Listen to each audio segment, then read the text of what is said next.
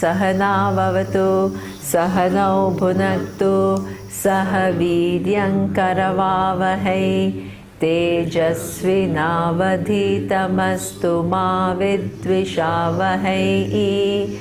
Om Shanti Shanti.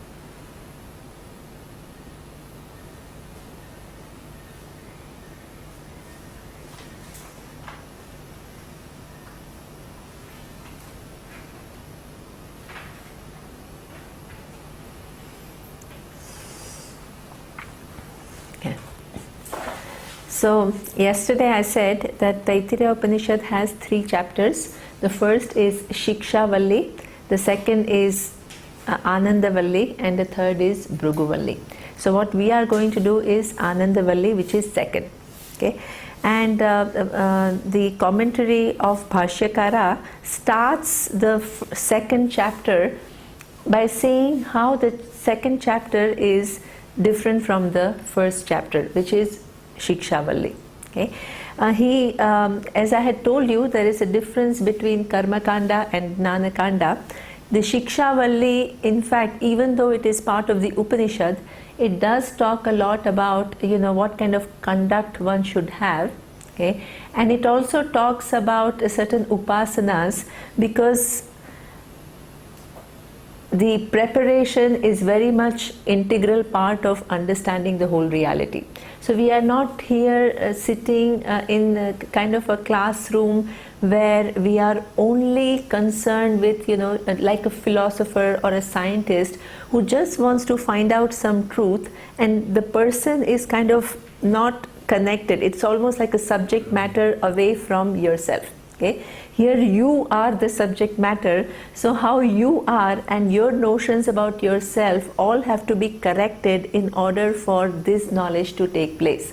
So therefore, this kind of maturity is very much part of the learning. It's not just some kind of an intellectual appreciation of certain facts. Okay? So therefore, the first Shiksha Valli talks a lot about, Satyam Vada, Dharmam Chara. So there are a lot of things which are like, how important it is to bring truth in your life, follow certain ethics, what kind of attitude one should have towards parents, towards teacher. So a lot of those things are talked about. And the other thing which is talked about is a slight variation from meditation, which is in the Vedas what we call, there are upasanas. Okay? So what are these upasanas? Upasanas are also like mental activities. There are 2 types of upasanas that are mostly enjoined in the Veda. The one is when you take a given object and then you superimpose the total onto that object. So for example, Shaligrame Vishnu. So Shaligrama is just one stone that is available in Nepal, you can see by the river. So it's a stone, and if you open it in half, one side will have Shankha, which is the conch, and the other side will have chakra. Okay? So it's a fossil. Okay? So you just see it, but what do? You superimpose Vishnu. Vishnu is, we will see little bit later what exactly is the nature of reality of Vishnu and all of that. But what is important is that on one given object, you superimpose the total. You look upon it, you don't look upon it as a stone anymore. You see it as a representation of Ishvara and you worship. Okay, so that is one type of upasana. When we go to temple and we pray to Shiva Linga, okay, so again people say Hinduism, there is an idol worship. Nobody worships idol. Okay, in fact we look for a representation. life is lived in forms. We take one form and we use it to superimpose deliberately. It's not like a mistaken superimposition, right? One is a mistaken superimposition where you take a rope for a snake. That is your mistake. Here it's not a mistake. It's not that you're imagining some kind of a Shiva or anything. You know very well that it is a stone of a certain shape, but deliberately you choose to look upon that as representing the total. So that reminds you of your connection with the total, right? And that's something which is very important, because you can't always live in your mind and in your thoughts. You need certain forms to make certain ideas which are there in your mind more concrete. So for example, you have love for somebody. Okay? So one thing you can say, yeah, I think about the person and I care for that person, and that is enough. But when you concretize that feeling by giving something or wishing something well, that is something, when it is expressed, it gets strengthened, it gets more deepened in your mind, and it also kind of pleases the other person. So this is how you verbalize, you express everything. You can't just live in your thought world. Similarly, if your appreciation is going to be that all that is here is one reality, you can always choose one form to continue to remind you of that reality every day, until it becomes so true for you. Okay?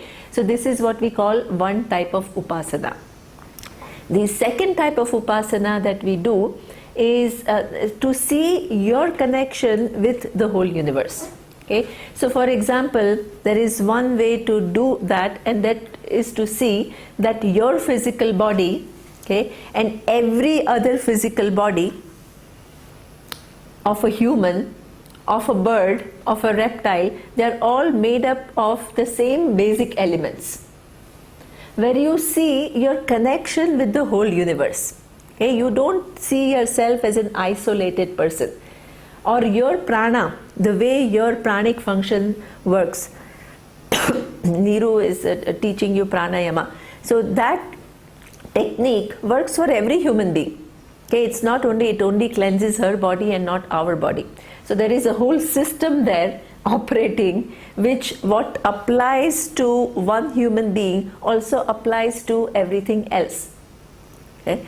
So this is where you begin to see that everything is connected in the universe.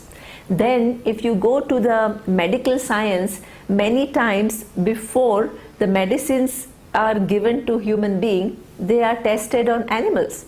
So that means that what works, what is the assumption, what is the inference? If it works on the animal, it will also work on the human being. So that means there is some physiology that we share with the other beings, not only human beings. So you can see the level of, where you just, it's so important for us to recognize certain facts. We are not talking about advice here. Okay? We are not alive to those truths which are already there. It's just tuning into certain reality, so you live a more evolved, more informed life. Okay? So this is how the upasanas are used. Now, even though these upasanas and these injunctions are very, very important in your life to make you a more sensitive person, a more objective person, a more kind of person who is living from wanting to know the realities and incorporate those realities in one's life, even though that has a huge value, it is not an end in itself. Okay? So Bhashyakara, who is Adi Shankaracharya, introduces this chapter by saying that the first chapter had these subject matters, but the second chapter, which is Ananda Valli, is basically different in nature, because it now shifts to certain realities. Okay? Having got those sensitivities, having utilized those facts to make you a more evolved person, it's not an end in itself. You have to use that to know something more about yourself. Okay? That is something which is very important, because many people ask, that why should I study Upanishads? Why should I study Bhagavad Gita? I'm a good, honest person. I'm ethical. I'm caring. I'm sensitive. I don't harm anybody. I try to help others. Okay? So I don't need Shastra. What does it mean? It means that if the Shastra is meant for bad people who don't have all of that.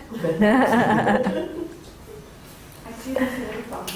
Yeah, it's a very common thing that I don't need it, right? So here what we are saying is, all this is very good, very important. You cannot avoid it. You need to have that. That is the basic minimum. But the end of life is not just to be a good person. There is some reality that you need to know, which you have been missing out.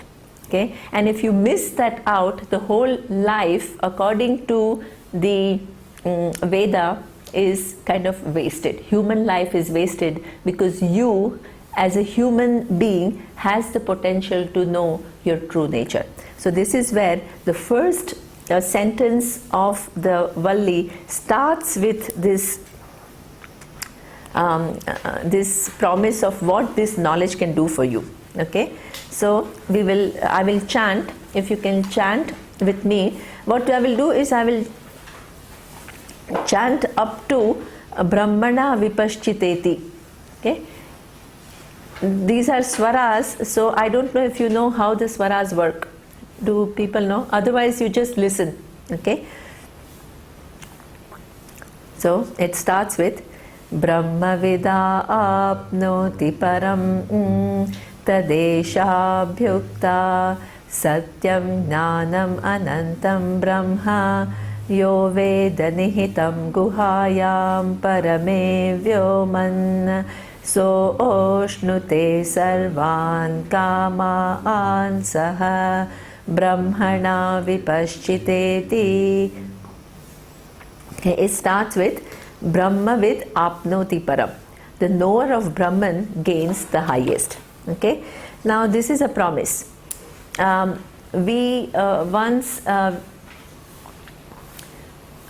met one French couple who was doing coaching, right, and and the whole idea was to get these leaders or executives to communicate effectively. Okay, so I was asking, so what according to you is an effective communication? And she told me that whatever is really the message, that has to come first. Generally what happens is that we start talking, we start developing messages, and what we really want to convey comes in the end as a culmination of all the different ideas. She says this is not good because you are continuing to keep all the audience, they don't know where you are going, and only in the end it becomes clear as to what you are talking about. So an effective communication is you tell in the beginning what is the intention, what you will get out of this, and then explain further so that people know where you are going to be taken, and then they are led to where they know they have to go. And Upanishad, I am surprised, does exactly the same. Okay? It starts by telling you that the knower of Brahman gains the highest. Okay? So this is the highest possible gain as a human being. Okay? So what is this Brahmavid? What is this Brahman? Okay? So it says knower of Brahman gains the highest. Then the next question is, what is this Brahman? Right? So the word Brahman, like every other word in Sanskrit language, comes from a root Bruhi. Bruhi is Vruddhav, in the sense of Vruddhi, or in the sense of being big. Okay? Now generally when you use the word big, it is used as an adjective. Okay? So you can say big table, big room, big mountain. So when I say big table, the bigness that is conveyed is very different from when I say big mountain.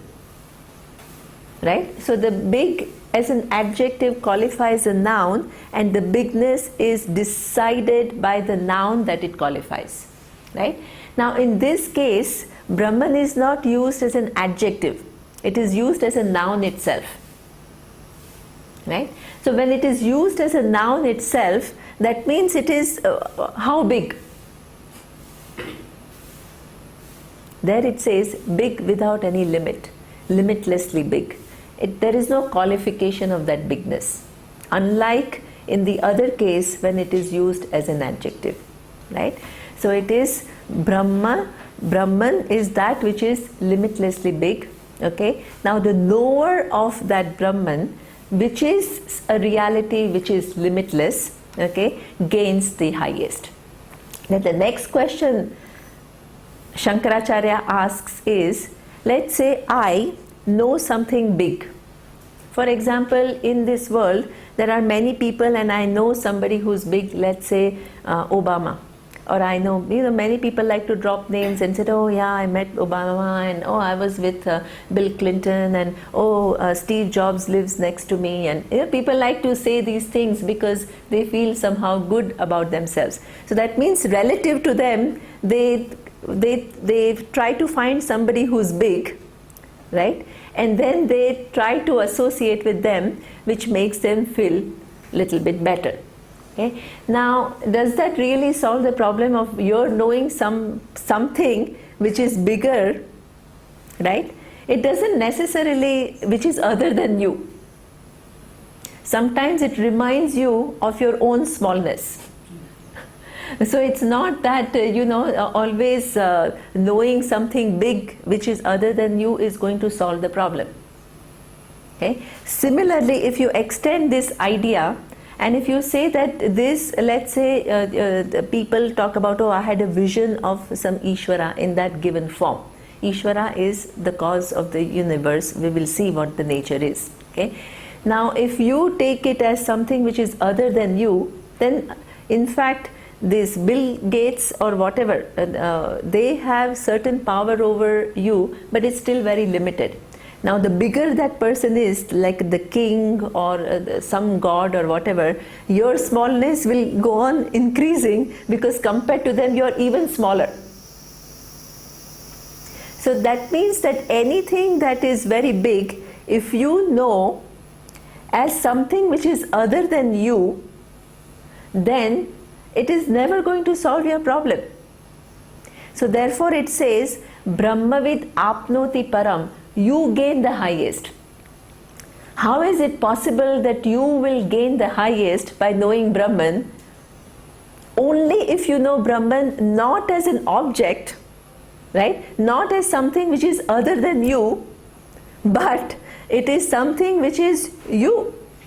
That is the only, if there is a Brahman which is limitlessly big, okay, and if it can be known as my true nature, then the sentence makes sense, that I gain the highest. Why do I gain the highest? Because you can't improve on something limitless. Okay? A limited person having something which is limited is never going to be free from limitation. Okay? So that means if I can know myself as limitless, then that is the highest possible gain. Logically also, if you see that limitless means what? There has to be only, it can only be one. It cannot be two. The minute you say there is two, what happens? It's limited. Even though one is very big and the other one is very small, the small, if it is totally distinct from the big, it will limit the other. Right? So if there is one which is limitless, I cannot be separate from it, even logically. It's impossible. Okay? So the implications of this sentence are many, many, many. Okay? So there is this limitless reality which cannot be separate from you. It is in fact, according to the Upanishads, it is you, it is your real nature. Okay? And by knowing that reality about yourself as being limitless, you will gain the highest. True. And no other pursuit that you do in this world can get you that. Okay? So there it says Brahmavid apnoti param. Okay? Then it says Tadesha Bhukta. So now the next question is, now okay, that Brahman happens to be me, but how do that Upanishads have to make you see that reality about yourself? It is not just, yeah, you are Brahman, and it's not a loose statement appearing somewhere and you are left to figure it out yourself. Okay? So the next question becomes, what is this limitlessly big Brahman? What is it? Okay? So then 3 words are used, which is what we say, Satyam, Gnanam, Anantam, Brahma. Okay? So these are the 3 words which are used to describe or define what is Brahman. Now here, there is again, you look at the level of analysis in this Bhashyam, I love it. Okay? Bhashyakara Adi Shankaracharya raises a question. He says that how do you take these 3 words? Satyam, Gnanam, Anantam. Satyam is existence, Gnanam is consciousness, and Anantam is limitlessness. Okay? So that means these 3 words are used to describe Brahman. Okay? So how are these words used? Are they used as an adjective? So for example, when I say the classic example that is given in the Bhashyam itself. Okay? Let's say there is a lily. Okay? So we go to a garden and I mean one lily, and I want to show you that given lily that I am talking about. Okay? Now there are many lilies, and I need to show the lily that lily is a flower that I mean. So what would I do? How will I indicate? Either I can just point, but when you point there are so many lilies, you don't know which one I mean. So I will use adjectives. Okay? How will I use the adjectives? I will say big lily. Okay? So that means now among all these lilies, some small lilies are eliminated automatically because I've used one adjective to restrict what I mean. Okay? Then there are lilies of many different colors. So then I will say the pink lily that I am talking about. So that means white lily or any other color is eliminated. So I use the second adjective to restrict it further. Okay? Then if I use the one, some of them are not fragrant and one is fragrant, I say the fragrant lily. Okay? I have to go on using certain adjectives which will restrict the meaning further and further till the time that I show you what I mean. Okay? So therefore, the adjectives are used to distinguish one object from the other objects belonging to the same group. Okay? Now the question is asked, something which is limitlessly big, which is only one, why do you need adjectives? You don't need adjectives because it's not that there are many Brahmans and you need to identify one Brahman among all different Brahmans and restrict further and further until I show you the Brahman that I mean. Bhashyakara is asking this question. Okay? So this is where he makes a distinction between what is an adjective and what he calls adjective in Sanskrit means visheshana. Okay? And then the other kind of words is what you call lakshana. Lakshana is that which is a defining word. Okay? So many things that you don't know, and I can use defining words to indicate to you what it is. Okay, so a very important thing, Satyam, Gnanam, Anantam are not used as an adjective, but they are used as the defining words to indicate what is meant by Brahman. Okay. Now, the other question is, again Bhashyakara asks, okay, now you are talking about something which is limitlessly big, okay, and all the words that we have in our vocabulary are with reference to objects, okay, and every object is limited in nature. So how are you going to use limited words to indicate something which is limitless? It's impossible. Look at the rigor of thinking. Okay.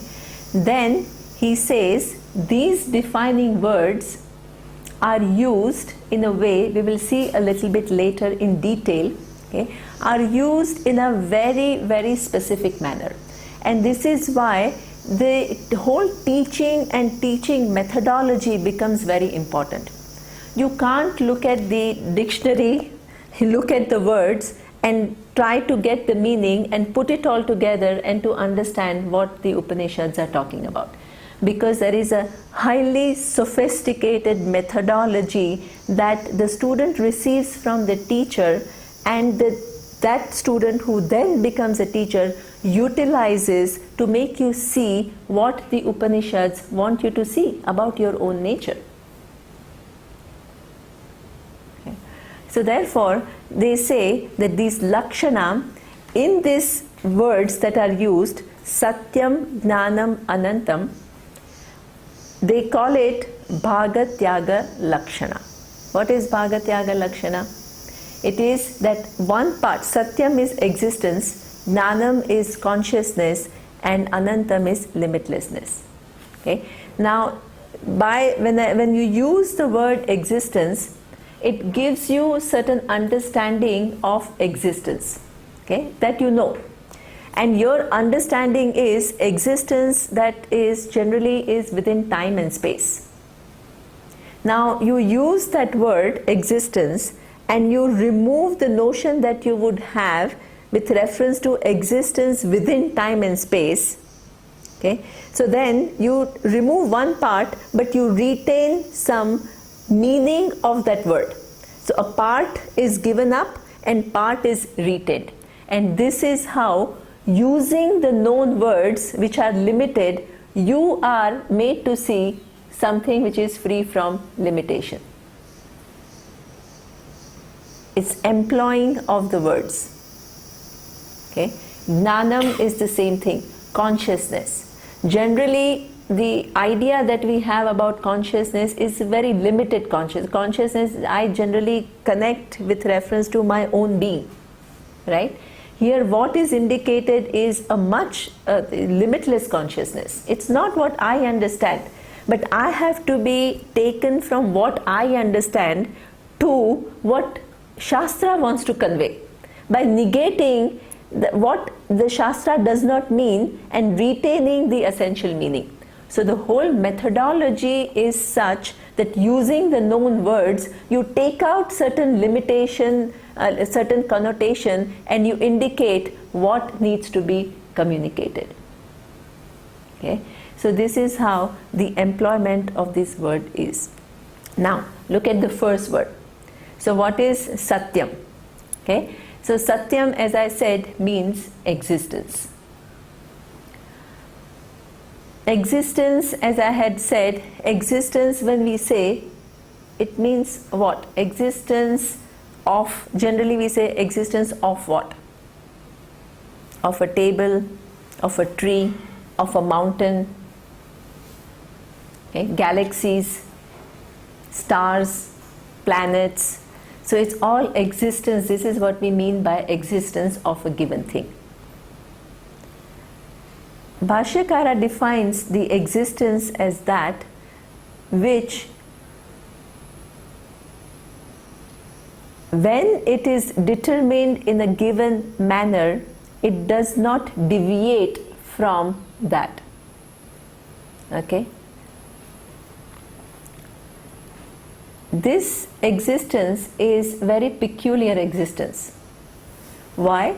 Because any object that you see, existence of a table for example, okay, does not meet this definition on two counts.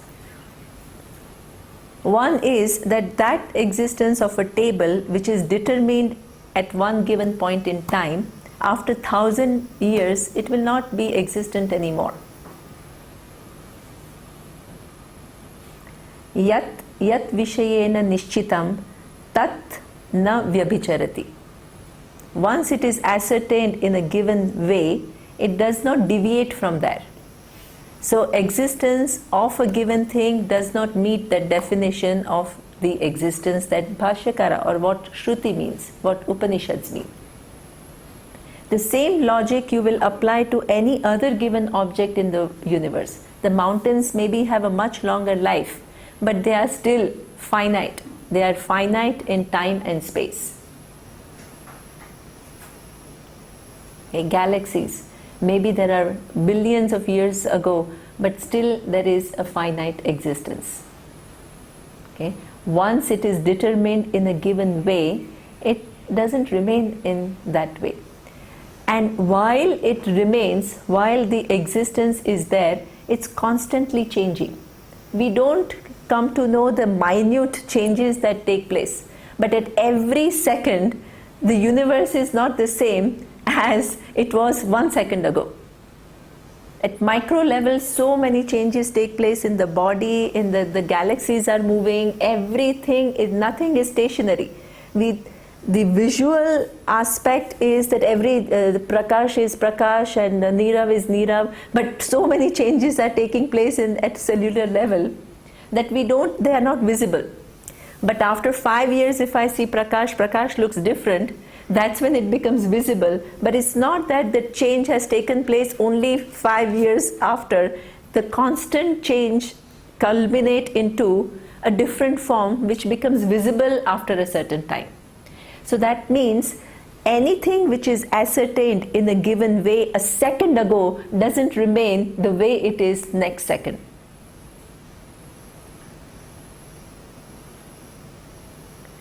So therefore also that existence which is meant by Shastra is not the existence of a Brahman, can never be understood as one of the objects which is very big like any other thing in the universe. Cannot be, because it is Satyam which is not the Satyam which can deviate from what it is to something else. The third, so the third, yeah, that is very good, Marisa. I was just going to come to the third reason why once it is ascertained in a given way, how come it does not deviate? And the third reason why every object does not meet this definition of Satyam is what you are saying. Okay? That you determine this table as a table. One thing, the table is limited in time and space. It is not going to be what it is 100 years from now. The second is that the table itself at certain level is the atoms and particle levels, it is changing. There are things which are moving which you don't see. Dustin will be able to tell us a lot more because he's a physicist, and we are really looking forward to listening from him about quantum physics, about many things. Okay? But here we will use what Vedanta says in this class, right? So also because at the quantum level things are changing all the time, even for a inert object like table. That is the second reason. The third reason why you can't call it the existence which is the absolute existence is because the same table that I say is a table can be looked upon as nothing but wood. Okay? So table is just a form, and what is really the substance is the wood. Okay? Now the wood itself is nothing but a form. It again depends upon, this wood comes from the tree. So it again depends upon tree for its coming into being. The tree, again, molecules, particles, subatomic particles, and this is what it just goes on reducing further. So while it is there, while it is changing, in fact, it is not even really there. So every object in the universe, one table is the representation of every object of the universe. Everything is like that. So the existence which is defined as Brahman is not the existence of a given thing. It's not something which is within time and space. It is not something which is very big, which is away from you. Okay? It is something which is everything and everywhere. Okay? Now, this is where we have to see that now we take it further. When we ask what exactly is this existence? Is Brahman is that existence? What is that existence? Okay.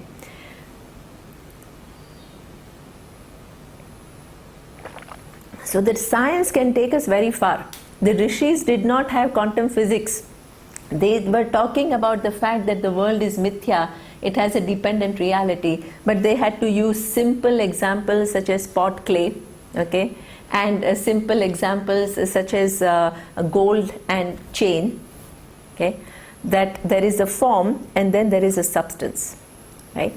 But now with quantum physics, our job has become much, much easier, because where you see many different forms, okay, and you take it as existence. Okay. In fact, the existence which is really there is only one. Everything else has a dependent existence. Okay. So as we have seen that this depends upon so many different things. The table, wood, tree, molecules, atoms, particles, then something, corks, and it just goes on and on and on. The question comes as to what exactly is the building block of the universe. Because it is there, the forms are there, there has to be something. But each one, if it depends upon something, what is that upon which everything else depends? And if you use science, then there is no answer, because science, the very important thing here, okay, what is the difference between science and the Veda? One has to totally understand clearly in the first class, because otherwise you keep on wanting to apply science to prove whether Veda is right or not. Okay? So if your attention is on finding something which is like a minute, more and more minute object as a building block of the universe, it just goes on further and further. You'll never find it. Because what is the building block of the universe is not a given object which is even more tiny and more subtle and more this thing. What Vedanta shows is something totally different. What it shows is that existence is not an object, but it is you. And because it is you, it can never be objectified. Okay? So, let me come back and we can see where is the purview of science. Okay? So, we have 2 or 3 basic means of knowledge to know everything that exists in the world. The Vedas talk about 5, but I will talk about 2 or 3 as of now. 2 or 3 of what? The means of knowledge that we have. Okay. One is what we call pratyaksha. Pratyaksha is what we call perception. Okay. Now perception is, you use your perception itself is divided into 2 different parts. One is what we call indriya pratyaksha, the perception that takes place with the help of the sense organs. And the second is what we call Sakshi Pratyaksha. Sakshi Pratyaksha is that which takes place, in the mind itself. Okay. So for example, for me to know the table, for me to know the tree, I need to use my eyes. And the eyes report, and then it sends the signals to my brain. The brain recognizes, and then the knowledge of that given object takes place. So this is what we call Indriya Pratyaksha. Okay. The second is what we call Sakshi Pratyaksha. So for example, the emotions that you feel, you don't need to see something that you see may trigger certain emotion in your mind, but it is not that the emotion itself, the sadness is not seen, fear is not seen with your eyes, and still you know its presence. So you have not used your sense organs as such. These sense organs may have provided some inputs which create those feelings in me, but those emotions are not something which are recognized with the sense organs. Right? When I look at somebody and somebody is very happy, so what I look at is not happiness. What I look at is the face, okay, a certain expression, and what happens? I infer that the person is happy. Okay, that is my inference. I don't see it. I don't see happiness, right? I only see certain facial expressions. Okay, so this is what we call Sakshi Pratyaksha. Sakshi Pratyaksha is what is going on in your mind, only you know. I can only infer, but I have no idea what exactly is going on. But for you, it becomes a means of knowledge because you know that this is how it is. Okay, so this is that falls within Pratyaksha. Now, lot of our transaction, lot of our knowing takes place through Pratyaksha, Pramana, which is what we call perception. But not all knowledge that we have where we use perception. Perception is necessary. It is the basic means which is required, but there are other functions which are happening, and the second very important function is what we call inference. So based on perception, you have inference. Okay. So many one classic example that Veda gives is that when you see a smoke, the perception is that of a smoke, but what do you infer? That there is fire, right? So it's not that you see fire, you see the smoke, but you infer there is fire. Now, same thing, as I said, Surya's face is glowing, then I can say he is happy. So I see only the face, but I infer that he is happy. So that inference takes place all the time. Okay? Now, when is this inference? Does inference always produce knowledge? Not always. Sometimes your inference can be wrong. Right? So what decides whether the inference is going to be right or wrong? Surya can just be stretching his muscles, just to give himself some exercise, and then my inference is wrong because I see him smiling and then I think he is happy. It's wrong. Or somebody has tears and you assume that the person is sad, because sometimes tears can come out of a lot of happiness. That means in order for your inference to work, there has to be one condition. The condition is that of invariable concomitance. If every time there is smoke, there is fire, then your inference is going to be true. Okay? Because you cannot have a smoke without the presence of fire. So this is what we call invariable concomitance. One cannot happen without the other, in which case your inference is going to be right.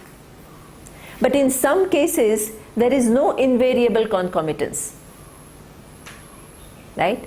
So the the tear most of the time is a result of sadness, but it is not always the case.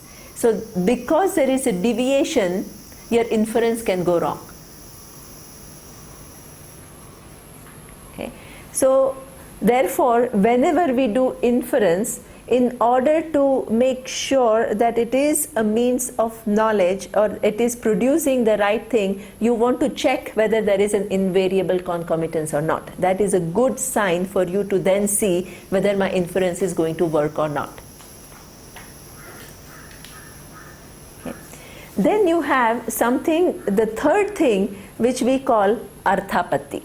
There is a two-step inference, two or more step inference. This is a simple one-step inference: smoke, fire, facial features, and inferring the emotion or the state of the other person. There is a state where you use more than two-step inference. The traditional example that is given is a very funny one. Okay, so they say that this person is fasting. Okay, so the person is fasting for 10 days. You have not seen this person. Let's call him Devadatta. Okay, he is not eaten for 10 days. And there is a inference that the person will what? Lose weight, because there is a invariable concomitance between not eating and losing weight. And in fact, your inference should work. And let's see that after 10 days, he has not lost a single pound. So how can you have to reconcile? Because on one hand, there is an invariable concomitance. If you don't eat, you will lose weight. But there is a seeming contradiction here. In spite of not eating, the person has not lost weight. So you need second step inference to reconcile all, where you will come to, you will explain how is it possible. So this is what we call two-step inference arthapatti. Okay. And then where does it is funny example, right? It says then Devadatta must be eating at night. So he is not eating during the day, but he must be eating at night. Okay. Otherwise it is not possible. Okay. Now if you look at science, they can tell very precisely the Big Bang. Now Big Bang was how many millions and billions of years ago? How right now with your perception you cannot arrive at it. It's impossible. Simple inference also won't work. You will need multiple levels of inference to come to this fact with a certain precision. So this is what we call science uses arthapatti all the time. To come to know certain facts which are otherwise not possible to be known. That's why it's a very sophisticated discipline where there is a very tight logic which reconciles many different variables in a way that each one has to do its job to be able to predict something which is to arrive at something which is very precise. And if there is one deviation, the whole thing falls apart. This is why if a scientist has discovered something, he has to stand in front of all the other scientists who will grill him with hundreds of questions, and it all cannot fall apart in terms of logic. And it has to explain something which otherwise was not explained before.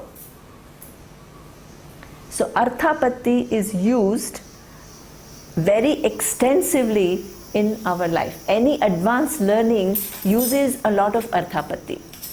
But what is important to understand is the fact that both inference and arthapatti ultimately depend upon pratyaksha pramana.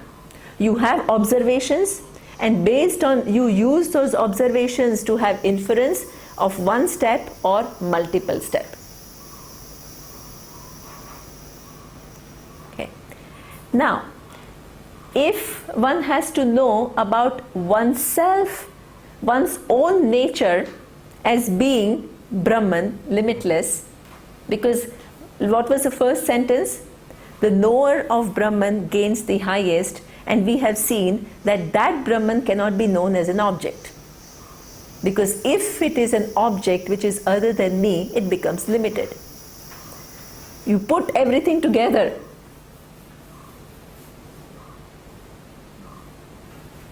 If my own nature has to be known, can I use pratyaksha pramana or not? No. Because the perception will not work. It is I who use my senses, and I who come to know the different conditions of my mind, and then I come to know both, right? And the other pramanas, which is anumana, inference, and arthapatti, they depend upon pratyaksha, perception. So these pramanas which are available for me to know things are no longer useful when it comes to knowing my own nature. Because if I can never objectify myself.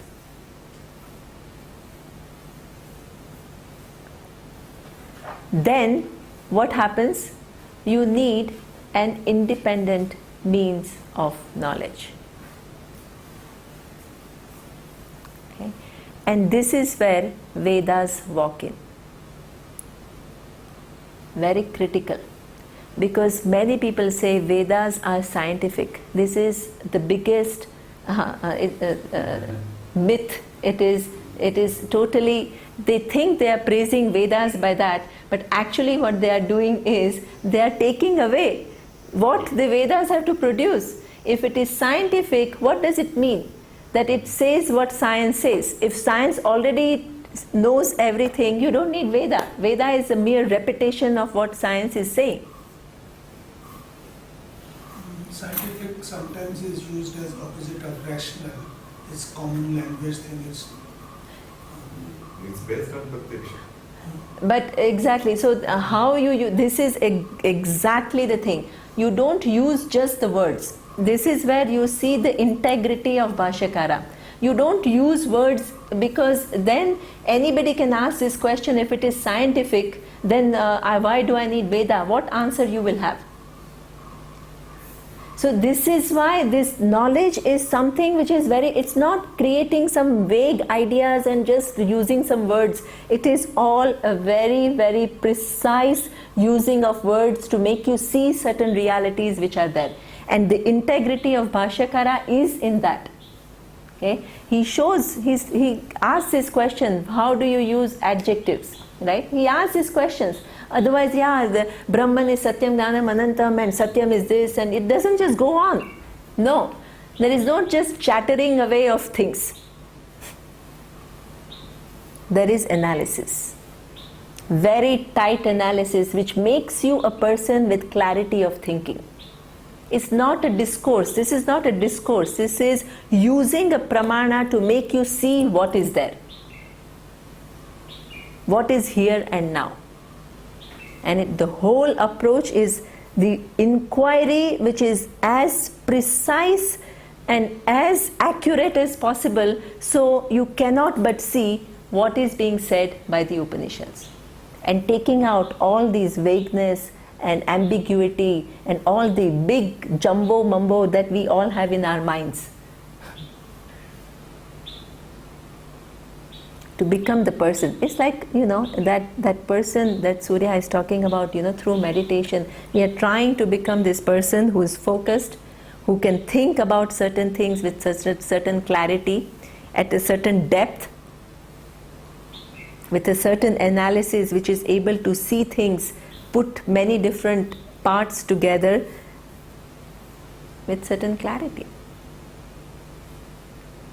Okay. So Veda is scientific is really not totally true. Okay. Veda is an independent means of knowledge. It can give you something which no other means of knowledge can give you. So we call Veda as Pramana.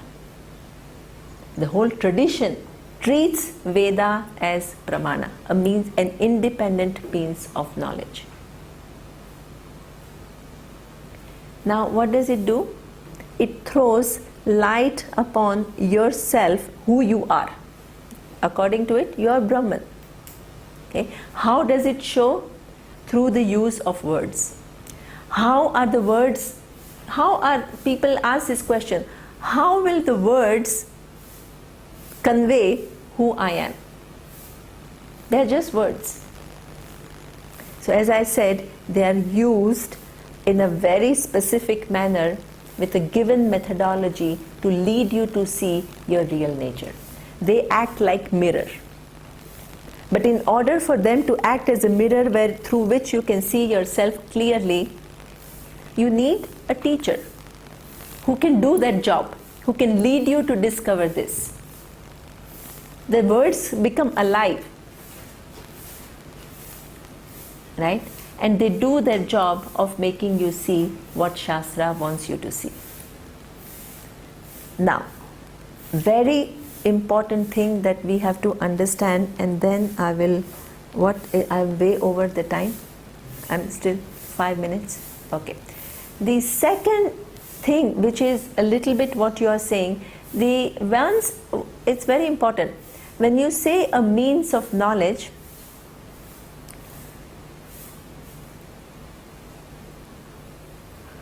there is a danger.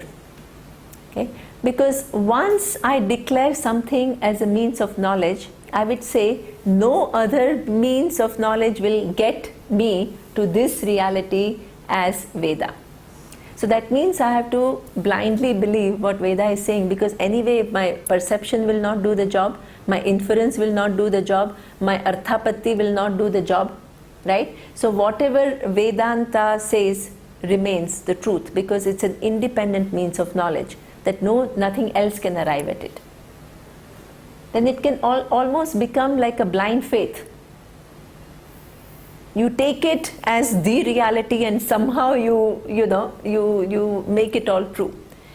What is very important is what Shastrakara says, Adi Shankaracharya, that if it is a valid means of knowledge, it cannot be contradicted by other means of knowledge.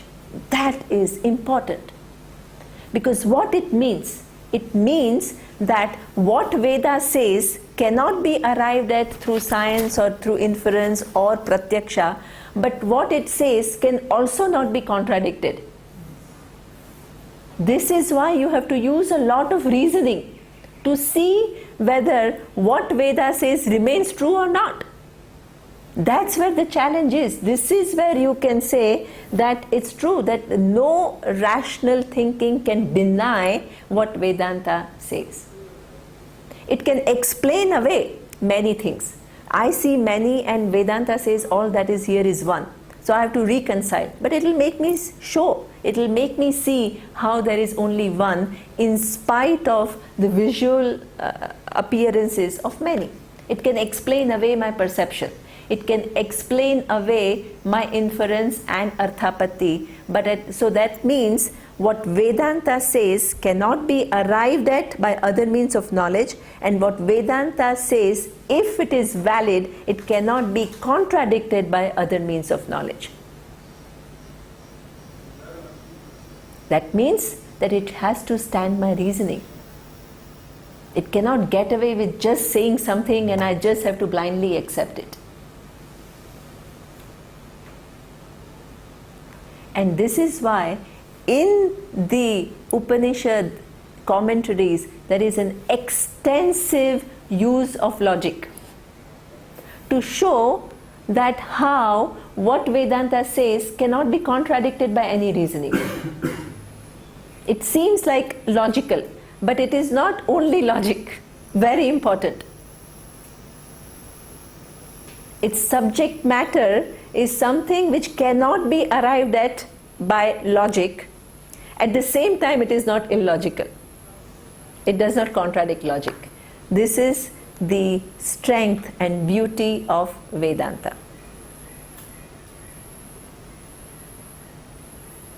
Okay. So now enough, and we will look into the words Satyam, Gnanam, Anantam, Brahma, what Vedanta has to say about the nature of Brahman which is you, right, in detail in the next class. So, in the satsang class, today, tomorrow, day after, if we can very briefly take up this question of why is it wrong to say that Vedas are scientific? I've got your meaning, I think I've got it, but I have a problem. You are using a very common day meaning of science, you are putting a lot of burden on it. It's still, I believe what you are trying to say, I get out of the word what is scientific, but it's not related to physics, chemistry, biology, etc., limited to that. So someday, if you can, this thing has remained in my mind. See, the whole idea is that, No, we can take it yeah, up to the- okay. Just one thing, very simple. Okay, the science is based on perception, inference, and arthapati, and what Vedanta says cannot be arrived at through these three means. Very simple. That's all. Right. Om Purnamadav Purnamidam Purnat Purnamudachyate Purnasya Purnamadaya Purnamevavashishyate. Om Shanti Shanti Shanti. Om Shri Gurubhyo Namaha. Harihi Om.